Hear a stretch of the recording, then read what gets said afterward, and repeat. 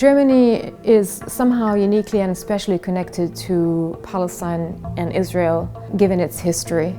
However, today, anyone who speaks up against Israel's crimes and human rights abuses is seen or accused as an anti-Semite. And in this country, this label is life-damaging. You could lose your job, you could lose your social circles. It can really destroy your life.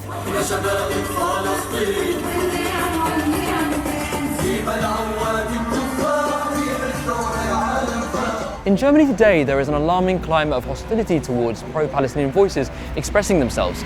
Many say that speaking out about the situation in Palestine may result in you getting cancelled, losing your job, or ruin your life prospects.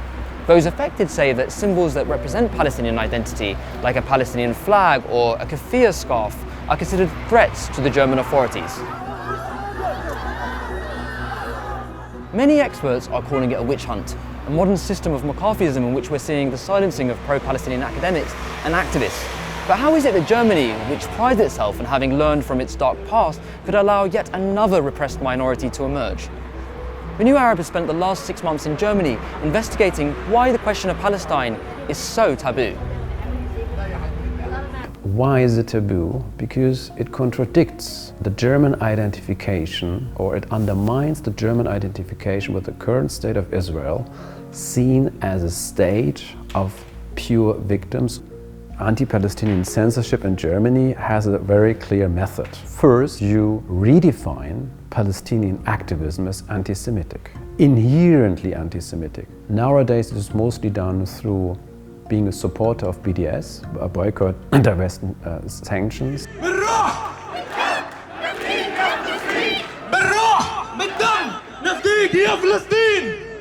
Today, there is of course a drive to conflate anti-Semitism with Israeli criticism, or criticism of the Israeli government and its occupation and the series of war crimes and human rights violations inflicted upon the Palestinian people. The problem has become, or the situation has evolved, that anti-Semitism in this specific political context has become a dog whistle for anti-Palestinian racism. And if you think about it, it's actually harmful for the Jewish people in the long term, because it's no longer about fighting anti-Semitism when it really exists.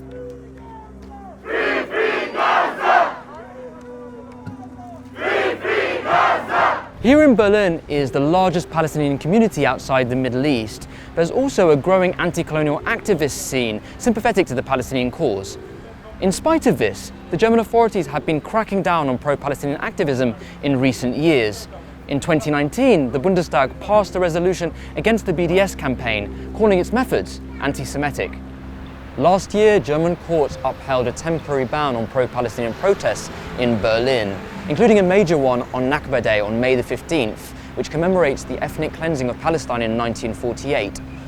The German authorities cited antisemitism and the public interest as reasons to block them. When protesters took to the streets anyway, police responded forcefully, pushing demonstrators and detaining many for several hours. Human Rights Watch reported that one protester was arrested simply for shouting, "Free Palestine."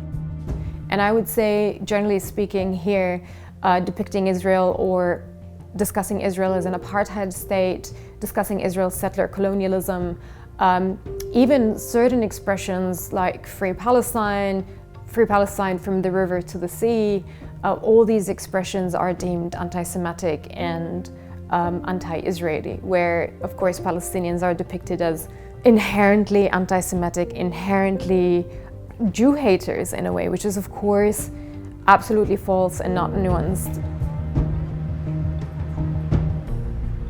Many sources we spoke to said that they felt that Germany was shifting historical guilt onto Palestinians. They said that Germany is so intent on not being seen as anti-Semitic that it will defend Israel and Zionism at all costs, including racism to Palestinians, a racism that has a low political cost to the German establishment. Take Anna Esther Yunus as an example. Anna is a German Palestinian academic who was barred from speaking at a panel in 2019 after a dossier misrepresenting her as anti-Semitic and sympathetic to terrorists was shared with organizers. It's kind of like the worst allegation that can happen to you, especially as a person of color, right?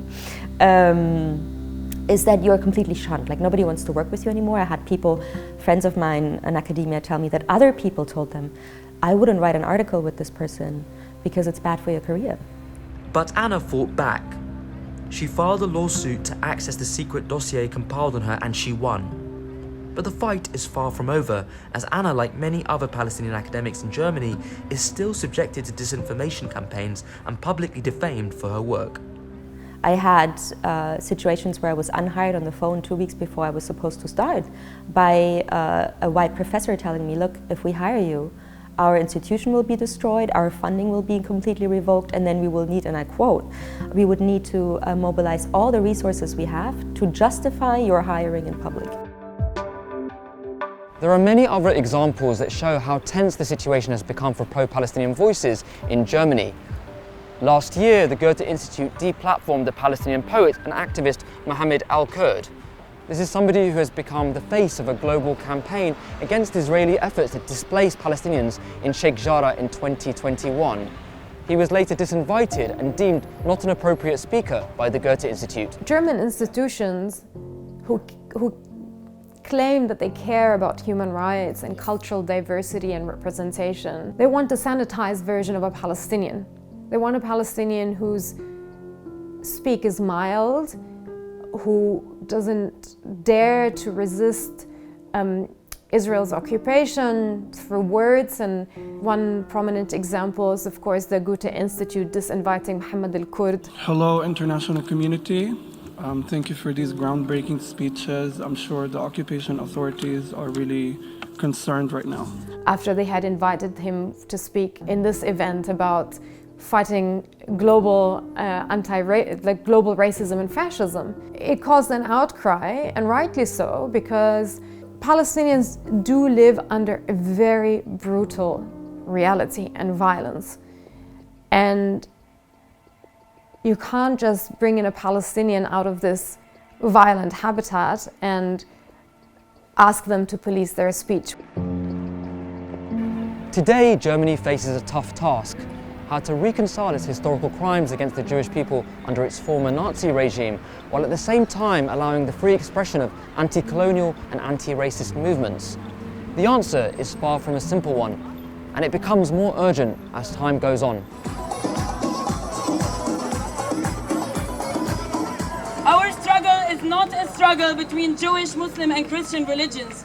Our struggle is a struggle for inclusive society where everybody keeps their dignity. It's a struggle against apartheid, a struggle against racism, a struggle to regain our right to live.